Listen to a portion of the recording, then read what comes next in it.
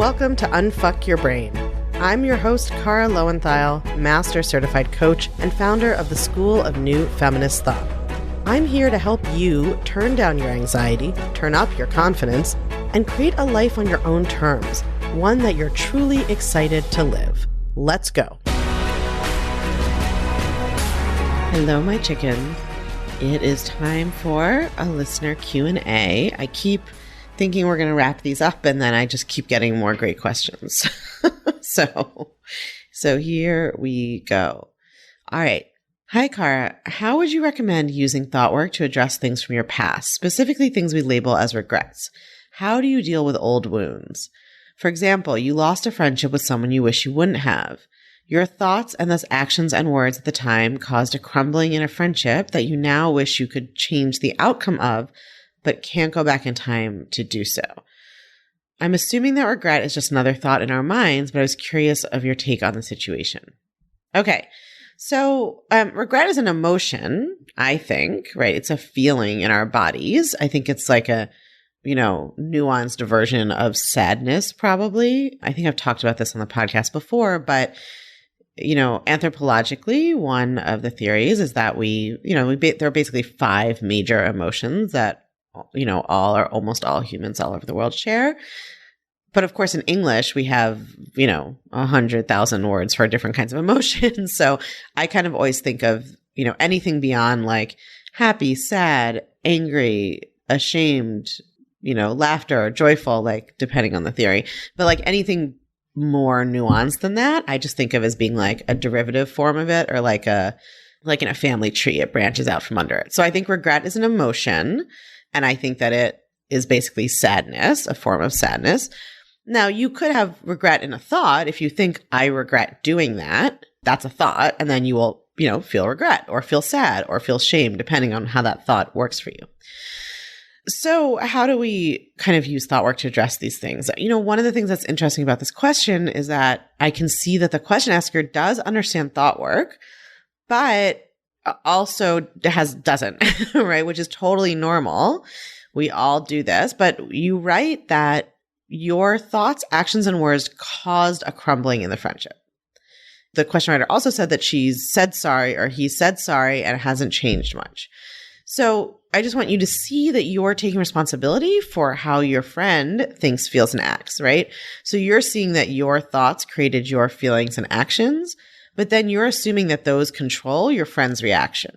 And they don't. Your friend is living in her own, thought, feeling, action, result cycle, right? Like she or he or they, whatever their pronouns they're living in their own mind, and they have their own thoughts and feelings. And so you're taking on all this responsibility here.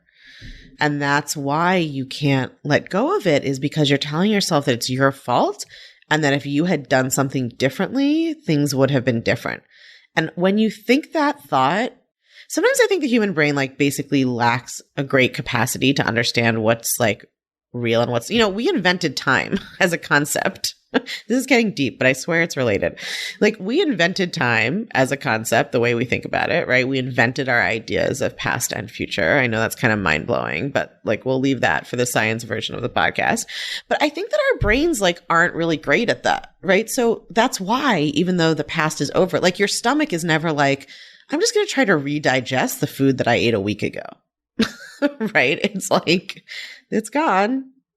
It's not let me just let me chew it up again and re-release the enzymes, right? Your body doesn't do that, but your brain is let me keep thinking about this thing that happened 2 weeks ago, because if I think about it enough, maybe it'll change. It's our brain can't distinguish between the past, the present, and the future very well, which is kind of makes sense because we made them up, right? It's just it kind of exists in the present in a weird way. It's always, if it's thinking about it, then it's real to it. So that's the problem with this thought, that you did something in the past, and if you just had done it differently, things would have been different. Because then your brain kind of thinks it can still fix it by thinking about it, which it can't. So the one part of solving that is to really recognize that you didn't cause it. Okay? So yeah, you had a thought and a feeling and action. You may have said some things that you now wouldn't choose to say. But your friend also has their own part to play in this. And that's not in a blame way. I'm not saying either of you did anything wrong.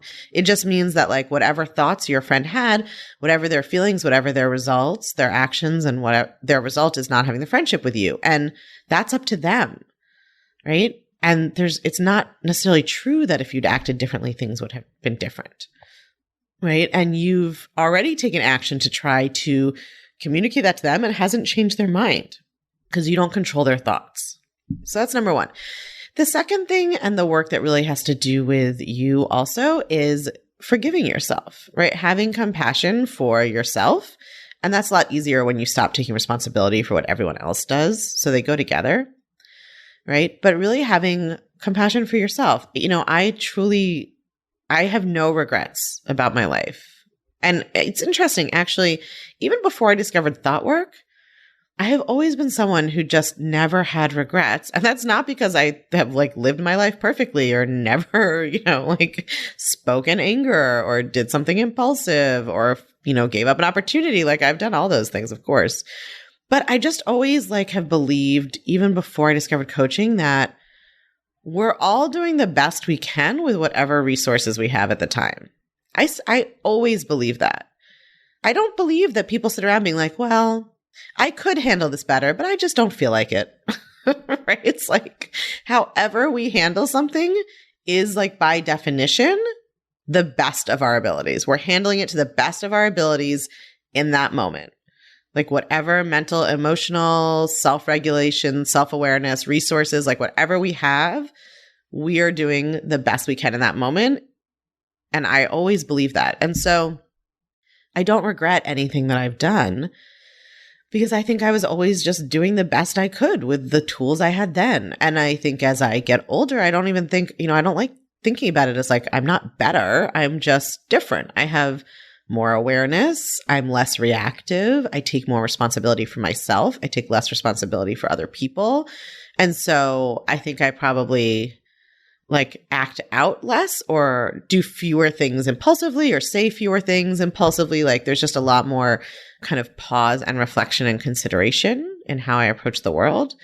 But I don't regret how I was in the past, and I don't beat myself up about it. And so, for me, was such a gift to think, even though let's say I came to coaching with the thought that like, we're all doing our best, I don't regret it. What coaching gave me also was an ability to see like, and it's for the best in the sense that everything is happening as it has to happen. And it all had to happen to bring me to where I am. And this is like a concept that I had a lot of trouble with when I started coaching. Like people will say, oh, like it's happening for you, or everything had to happen the way it had to happen because like that's how it's meant to happen, or it's part of some plan. Like I don't believe that, any of that really. Or that's perfect because it happened this way in the sense of good. But I do think everything happened as it had to happen because in any given moment, we were all just acting out of our thoughts and feelings that create our actions. So for me, it's like, if I were going to say everything is perfect, I don't mean perfect in like, this is ideal. I mean perfect in it is whole and complete and had to happen that way based on the thoughts, feelings, and actions that people were able to take at the time. Like if we are all doing our best based on what our brains are saying and telling us, then it's whole. Like it's perfect in that it exists and happened that way because that was the only thing that could have happened because the people involved had those thoughts and feelings and actions in their minds. It's like this way of thinking about the world where it is perfect in the sense that it is whole and it happened that way, even though it is not perfect in the sense of it didn't feel good and things, people died and it's not what we would have wanted to happen. It's not what our like limited human mentality would have wanted to happen. And I think that kind of thought process often gets associated with a religious perspective. And that's not my perspective. I'm not religious. And I don't really believe in a divine creation, but I do believe in the idea that like our perceptions of what's good, bad, or shouldn't happen are all just from our human mind, right? The world just exists outside of us. It is neutral. And there's a way of seeing that that's like, it is perfect in and of itself in the sense that it is whole and it is what it is. Okay. That was a like kind of long, deep digression. But it's all related. I don't know. For me, these things are all related. And this is why I love geeking out about this stuff. So if you got to minute 12 of this episode and you're like, what the fuck is she talking about? Don't worry. I'm going to stop talking about how the world exists. Okay. Those are my thoughts on regret. I actually should do a podcast episode on regret. I think it's a great topic. So I will do that. All right. Next question. Keep it much more concrete. Hi, Cara. Thanks for your amazing podcasts. I completely love them, and they've helped shape my thoughts in a much more positive way. But there's one fundamental area I can't get my head around. So that is, how can someone change their thoughts about a physical attribute about themselves that they hate? That is fact. In my case, it's my nose. It's not small and has a bump. And I was told that by school kids when I was younger, and it's held me back my whole life. Even though I'm now happily married, I never got over it. And I don't know how to change my thoughts about something that is 100% fact, which is that it does have a bump and I do hate it. But I don't want surgery. So how can someone like me learn to still... I kind of beautifully ironic that she left out the word love or like here, but I think that's what she meant. Learn to still love myself despite that. Okay, so you're a little bit confused, dear listener, about what facts are. I'm going to agree with you that there's a bump on your nose. I do not agree with you that you hating it is a fact. Okay, you hating it is a set of thoughts and feelings you have. That's not a fact, right? So you can't say to yourself, well, my nose has a bump and I hate it. So how can I love myself even while I hate my nose? That doesn't work. That doesn't make sense, right? The question to ask yourself is, how can I love myself and how can I love my nose that has a bump on it? Can a person love a nose with a bump on it? Like, is that possible? I want you to really think about it. Do you think there's a person in the world that has a bump on their nose who doesn't believe it's held them back their whole lives? Right? Because you are blaming your nose for holding you back, but your poor nose has done nothing to you. Right? Your thoughts about your nose are what have held you back your whole life. Like, think about it. You have been blaming so much on the fact that your nose has a bump, even though a lot of noses have bumps. I mean, for all we know, maybe most noses are supposed to have bumps, right? Some noses have like 3 bumps probably. So your nose having a bump, that is a fact. I'm going to give it to you. I mean, it's still kind of vague and like people would probably disagree about how big of a bump is actually a bump, but let's just say it has a bump. Let's say it's like the, Quasimodo of noses. But you hating it is not a fact. You hating it, hate is an emotion, right? You hating it is a result of your thoughts about it and everything you're blaming on it. So the way to learn to love yourself is not to try to love yourself despite having a bump on your nose, because that implies that the bump on your nose is a bad thing or a problem. Your job is to learn to love yourself as someone who has a bump on her nose. But I would start, honestly, because given what it sounds like, how intensely you hate this, I would just start with practicing being open to the idea that the bump on your nose might be neutral and actually have nothing to do with your life.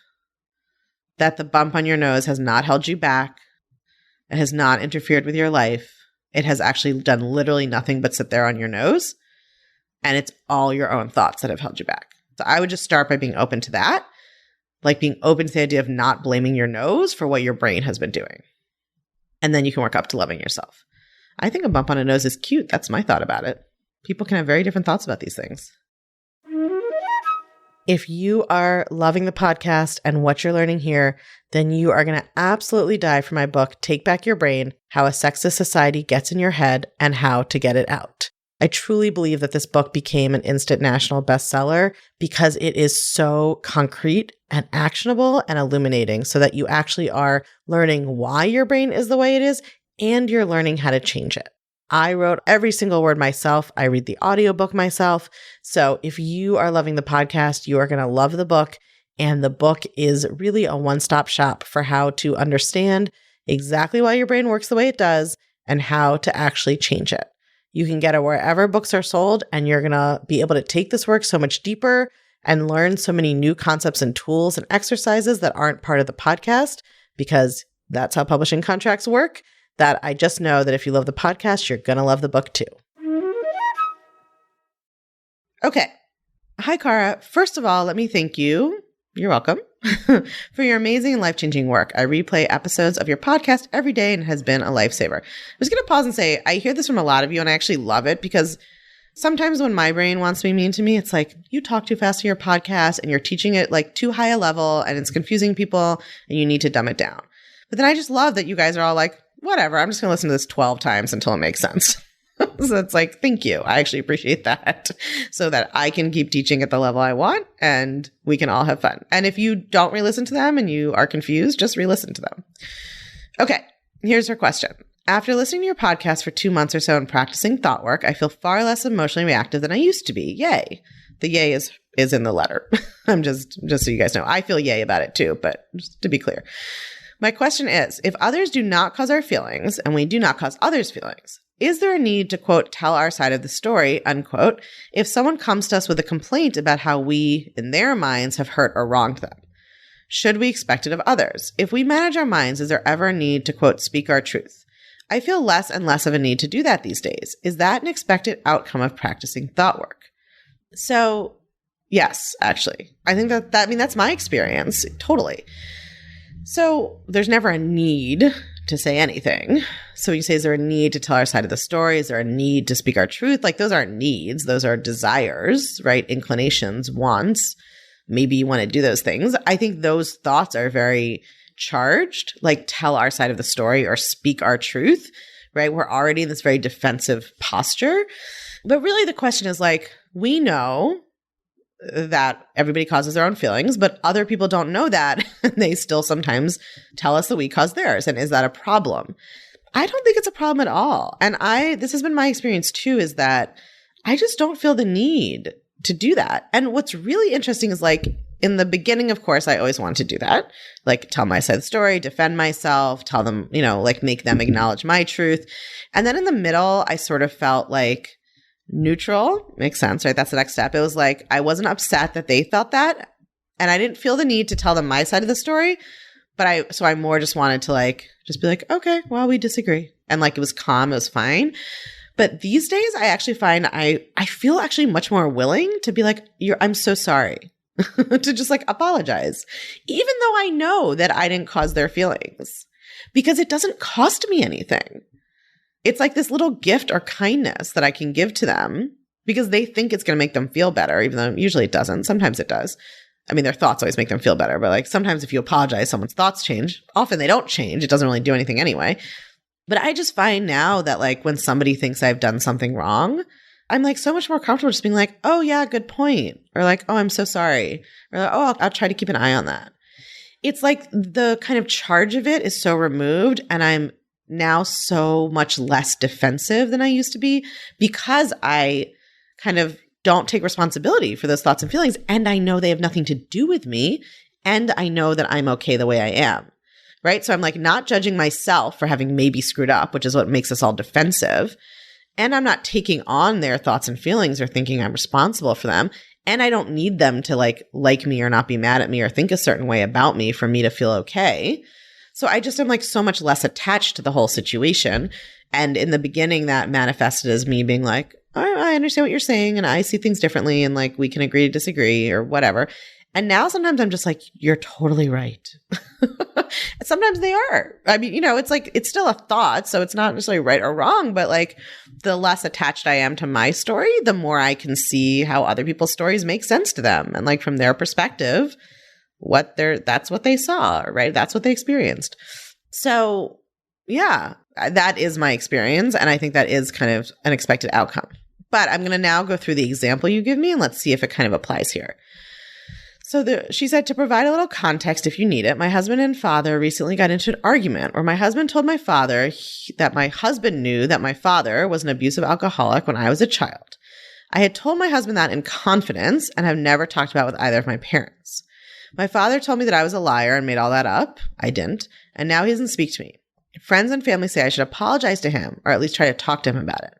My thought is I don't cause his thoughts or feelings. He stated what his thoughts were. I feel that I should just work through this with thought work on my own. Okay. Yeah, I think this is a great question example. So number one, like your friends and family have their own thoughts about it, and that's really none of your business, has nothing to do with you, right? Like they can have those thoughts. That has nothing to do with you and what you want to do. in terms of how you want to approach this, what I don't think that the question is like, what's the right or wrong thought work approach, right? Because it totally depends. The question is, how do you feel about this? Is this the feeling you want to have? And is this the relationship you want to have with your father? And there's no right or wrong answer to that, right? So if you feel really centered and good about this and you feel like, listen, that was my experience.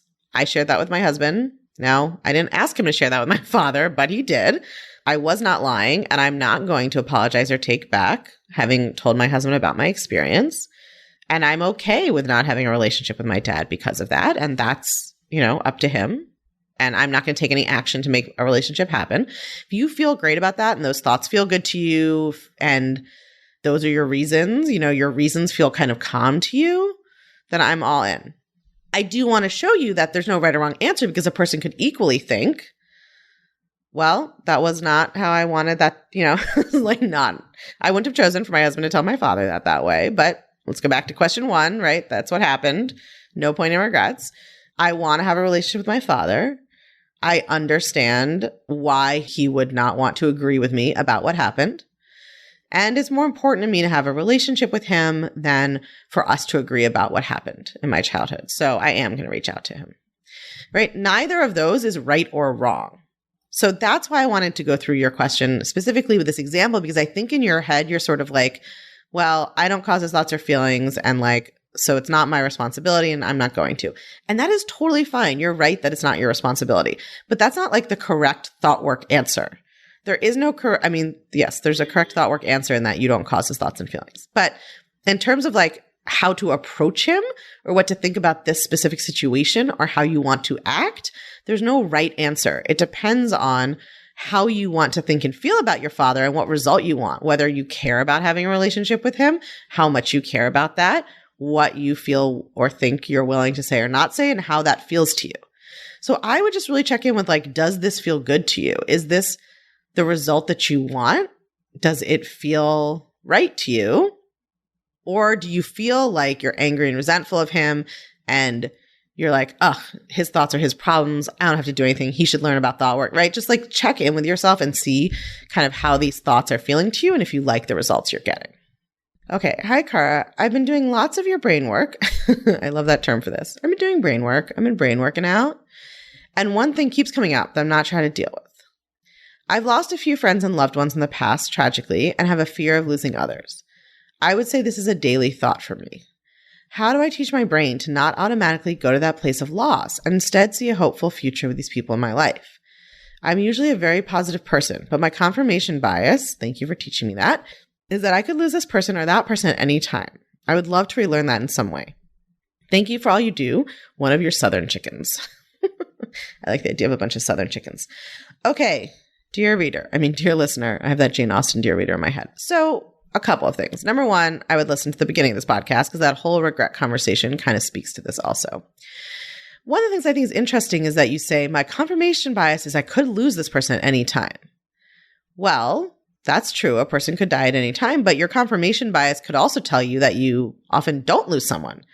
You might have more people in your past died than are still alive, have more of your loved ones died than are still with you, right? If not, then your confirmation bias could also be looking the other way, right? This is the problem with our brains, is that our brain is like, oh, 1 or 2 people I was close to died. Now I always have to worry about that because it's definitely could happen. But sure. Also what could happen is that people don't die, right? We have way more examples of that. So I don't think it's exactly about confirmation bias here. I think what it's about here is that you are afraid of how you will feel if this happens, right? If someone you love dies, you're afraid of how you will feel. And you're basing that on how you used to feel in the past, right? And so that kind of means 2 things. It means 1, you're afraid of your emotions, which is super common, right? So if you are not willing to have feelings of loss and grief, human life is going to be really stressful for you, right? Because loss and grief are part of human life. Negative emotion is a part of human life. To love someone is to be open to losing them, right? And so if you're not willing to have those feelings, your brain will always be vigilant about trying to worry about them and look for them and try to kind of prevent them, which of course it can't do. So it's just constantly stressing out about it. I mean, what's, so sadly ironic about this kind of thought pattern is you're already giving yourself the experience of losing them every day because you're worrying about it every day. So you're forecasting how it will feel and you're already creating that for yourself. So sometimes I coach people on something like this kind of pattern. And I just say like, listen, you're an expert at how to lose this person and keep going because you're mentally doing that every day. You've already been in that place. So if you are really resistant to having the experience of loss and grief that happens if you lose someone you love, and if you want to think the thoughts about that, then it's going to be very hard for you to not constantly worry about it.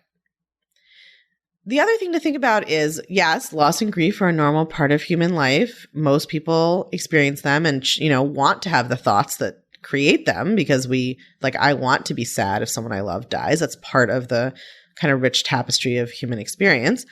But your experiences in the past were when you had an unmanaged mind, right? So often I think that even though we might choose to feel grief or loss when we lose someone we love, if we don't know about managing our mind and we don't know about our thoughts, we are often confusing an intensity or an experience of grief and loss that came from an unmanaged mind. Because even in something like grief or loss, there are very different ways to experience it based on whether you are afraid of your emotions and resisting them and not willing to have them, and what kind of stories you're telling yourself about what it means that the person is gone. Those will make a huge difference. Like there is a huge difference. Let's say your husband dies, right? There's a huge difference between I'm going to mourn the loss of this person I loved. I want to feel sad about that. I want to think about everything I loved about him. And I want to create space to mourn his passing. And I'm willing to feel the sadness and I welcome it to come in and it will be with me as long as it needs to be with me. Right? And I'm willing to have this experience. This is part of my human life. That's very different from, I can't believe this happened. This is so unfair. I'm never going to find love again. He's been taken from me. Why do these things always happen to me? No one else has to go through this. I'm never going to find love again. Now my life is over, right? On the outside, both those people will look like they are grieving, but they're going to be having very different internal experiences, right? Especially if that second one is also unwilling to have their feelings, thinks their feelings are going to kill them and will never go away, and then is kind of trying to escape the feelings. So you have to think about if you lost someone now, right? What would that experience be like if you were managing your mind? If you were not resisting it, if you didn't believe it was going to ruin your life, if you were willing to have the feelings. And so if you can kind of do those two things together, right? Like see how your past experience was shaped by your thoughts then and how it might be different, knowing how to manage your mind now and not resisting your emotion. That, in my experience, is the only thing that kind of makes future negative emotion feel less scary. You have to embrace that human life involves that negative emotion. And the truth is, you did lose people in your life before and you survived and you've had a happy life in a lot of ways. Right. And so I'm saying that because you say you want to see a hopeful future. You're usually a positive person. So you did survive and your life has gone on and it's been happy. And the same would be true if you lost someone else you love, right? It could be true for you. So that was a kind of long answer, but those are the things I would be thinking about. If you tell yourself that something that could happen is going to ruin your life, your brain just won't be able to stop thinking about it. So you have to really be willing to have that experience. This is going to be my closing words for you guys today. It is so fascinating how much just being willing to have a negative emotion completely will change your life. Even in small moments, even little things being, I don't know, tired and having to go deal with family, or even a small breakup with someone you've only been dating a little while. The difference between resisting that emotion, the difference between oh my God, I don't want to have to feel anxious or sad. That's so horrible. What can I do to try to change this feeling? And I really don't want to have it. And oh my God, what if I'm sad later tonight? And then I'll just be sad by myself. What if, the difference between that and I'm willing to feel however this is going to feel.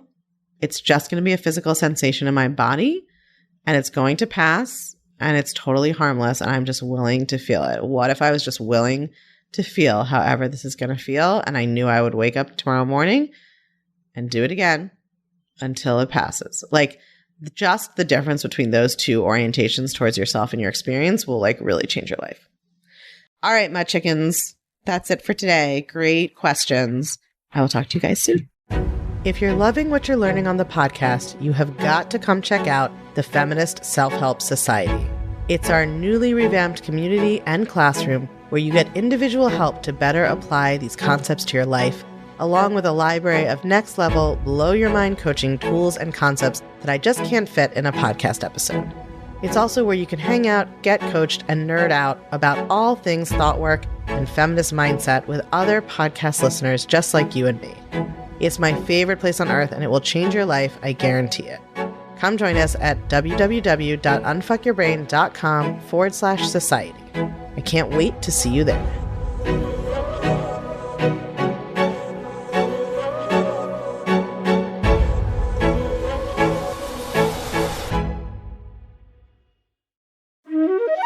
Did you know that Take Back Your Brain, my first book, is available on hardcover, ebook, and audiobook? And I read the audiobook myself. So if you love the podcast, you are going to want to make sure that you get a copy of Take Back Your Brain, How a Sexist Society Gets in Your Head and How to Get It Out. It is everything you need to understand your brain and change your brain, start to finish, in one book. It is available wherever books and audiobooks are sold. And if you love it, all I ask is that you please leave us a review on Amazon or Barnes & Noble or Goodreads, wherever you get it from or wherever you share your thoughts about books. Those reviews really help the algorithms boost the book, show it to more people, share it, keep the book circulating longer. And we all know that every woman in the world needs to understand how to change her brain, not so that she can think what I want her to think, but so that she can decide for herself what to think. That's really what all of this work is about. That's what all of us are doing with the podcast. And that is now what the book is here to do as well.